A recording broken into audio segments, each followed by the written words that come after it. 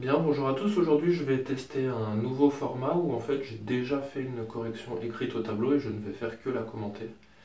Donc, c'est un exercice qui se situe dans ce livre-là, de Yvan Gozard, Goumi, Hochkorn, Luck, donc MP étoile.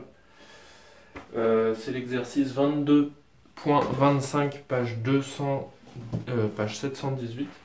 Et donc c'est sur la notion de différentiabilité, différentiel, dérivée partielle, etc. Donc voici l'exercice. On se place sur un ensemble oméga qui va de grand R croix 0 plus l'infini. Donc c'est bien un ouvert, il faut toujours travailler avec les ouverts. On doit déterminer toutes les fonctions f qui vont de oméga dans grand R de classe C1 et qui vérifient cette équation-là. Donc x, la dérivée partielle en x de f moins y fois la dérivée partielle en y de f égale 0.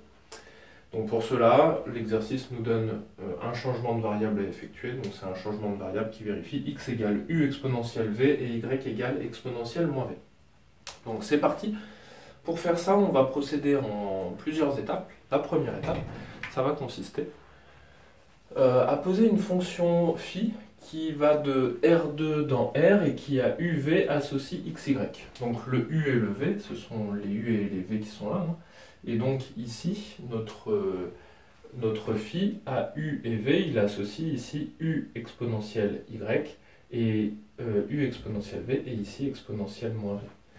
Donc ce qu'on peut dire déjà, c'est que phi, elle est bijective. Donc ça se voit assez rapidement, on a à la fois l'injection et la surjection, et on a phi moins 1, donc dans l'autre sens qu'on obtient assez rapidement, qui est égal à xy et ln de moins y.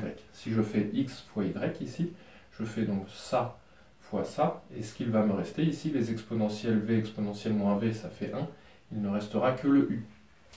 Donc ici j'obtiendrai bien phi moins 1 de xy un u ici, et de la même façon, ici, on obtiendra juste un v. Donc c'est bien la fonction réciproque de phi. Phi et phi moins 1 sont toutes les deux C1 sur R2 et sur oméga. Donc phi C1 sur R2 et phi moins 1 C1 sur oméga. Ok, donc ça veut dire qu'on a ici un C1 difféomorphisme. Et donc on va pouvoir utiliser le changement de variable traditionnel. Donc on pose f tilde qui est égal à f rond phi, c'est-à-dire qu'au départ notre phi il prend des valeurs dans R2, il arrive dans oméga, et notre f prend des valeurs dans oméga pour xy, et il va associer des choses que l'on cherche en fait. Et donc nous on cherche ceci. Donc là en fait notre changement de variable va nous ramener à étudier f tilde et donc à déterminer quelles sont les valeurs possibles pour f tilde. Les valeurs dans le sens quelles sont les fonctions possibles. F tilde, on sait que c'est une fonction C1 sur R2 parce que phi est C1 sur R2 et f est C1 sur oméga. Phi est à image dans oméga, donc du coup, par composé, phi tilde est une fonction C1 sur R2. Ok, une fois qu'on a dit ça, on va poursuivre en calculant les dérivées partielles. Donc je vais calculer la dérivée partielle de f tilde sur u, par rapport à u et par rapport à v. Donc là on utilise ici les dérivées partielles, les composés de dérivées partielles. Et donc du coup, ici c'est un moyen un petit peu mnémotechnique de faire les choses. Ça veut dire qu'on repart à partir de f, donc ici notre f tilde c'est f rond phi. Donc plutôt que d'écrire le phi ici, je vais prendre directement la première composante de phi et je vais dire que c'est dx sur du. D'accord? Ici, ça revient, on peut entre guillemets ici simplifier les dx pour réobtenir du df sur du. Et de la même façon ici, on va avoir du coup dy sur du. Bon, il se trouve ici que dy sur du, si on regarde, je prends mon y, c'est ça. Si je le dérive en considérant que ma variable de dérivée ici c'est le u, et bien ça c'est juste une constante et ça devient 0. Donc je ne vais pas avoir de deuxième terme ici. Ça fait 0. Et ici, dx sur du, je prends le terme qui est là, je le dérive en u, et donc ça c'est une constante, et donc il ne reste que cette constante-là, en dérivant en u, et donc c'est que exponentielle v. Donc ça, c'est égal à exponentielle v. Ce qui veut dire qu'on se retrouve ici avec exponentielle v df sur dx. Je fais la même chose en dessous, ça va être égal du coup à df sur dx fois la dérivée en x par rapport à dv, et ici en y par rapport à dv. On regarde ici, je prends le x et je dérive en v, ici. Alors en dérivant en v, là j'ai une constante, la dérivée d'exponentielle v c'est v, donc il me reste la constante fois exponentielle v, donc u exponentielle v. Et de la même façon ici, on dérive et on obtient exponentielle moins exponentielle moins v. Voilà. Ensuite, on n'a plus qu'à remplacer ici le x df de x, df sur dx, et le y df sur dy. Alors ici, le df sur dx, c'est exponentielle moins x de tout ça, donc exponentielle moins v, fois ce truc-là. Df tilde sur du, moins... j'ai oublié de mettre le x qui est là. Alors le x, on a dit que c'était ça, hein, u exponentielle v. Et donc u exponentielle v fois exponentielle moins v, et bien ici il ne va rester que le u finalement. Moins le y, c'est exponentielle moins v, fois df sur dy.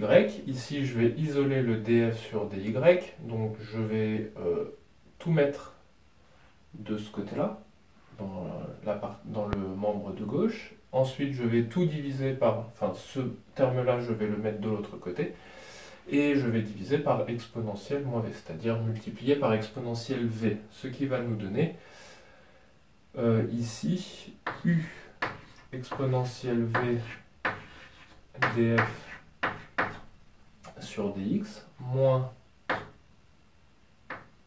df tilde sur dv. Ok, et j'ai dit que je multipliais par exponentielle v, donc là je vais avoir exponentielle de v, et ici exponentielle v. Voilà.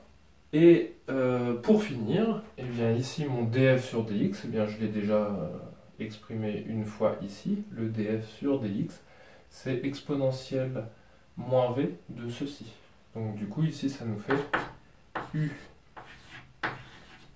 df tilde sur du moins exponentielle moins v fois u exponentielle de v, et donc là j'ai dit que c'était exponentielle moins v fois df tilde sur du moins exponentielle v df tilde sur dv. Bon, ici là on va pouvoir simplifier, j'ai ça qui se simplifie avec ça et avec ça.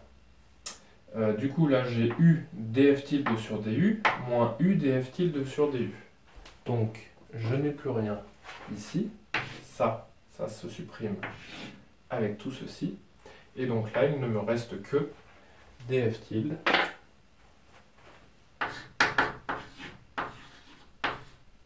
sur dv. Et ça, on sait que ça doit être égal à 0, d'accord? Parce que mon équation de départ doit être égale à 0. Conclusion, f est une solution de E sur oméga, si et seulement s'il existe une fonction grand F de classe C1, puisque je veux ici que, en gros, on va ici primitiver en fonction de la variable V. Donc, sur grand R, tel que, quel que soit U et V, f tilde de UV est égal à grand F de V. Grand F de U, ici. Grand F de U. Autrement dit, je cherche une fonction qui ne va être que en la variable u. Pourquoi est-ce qu'on veut qu'elle soit que en la variable u? Parce que quand on va la dériver, en fonction de la variable v, il faut que ça nous donne 0. Donc en primitivant en fonction de v, il faut qu'on obtienne finalement une constante. Donc là, j'ai une constante en la variable v. Quand je la dériverai, ça fera 0. D'accord? Et donc, comme u, c'est xy, et bien du coup, on peut écrire que quel que soit xy appartenant à oméga, notre f de xy, ce sera le grand F qu'on aura choisi, donc qui sera de classe C1 et qui vérifiera donc une fonction de u, quoi. Et donc, je remplace le u par x fois y. Et donc, ici, j'ai toutes mes solutions. Voilà, bon, cet exercice me semblait assez intéressant pour réviser les dérivées partielles. C'était un petit vite fait comme ça, j'espère que ça vous aura plu. La prochaine fois, on fera un exercice qui utilisera de nouveau le logiciel Syllab sur de la géométrie. Je vous dis à bientôt et entraînez-vous sur des exos de maths. A plus!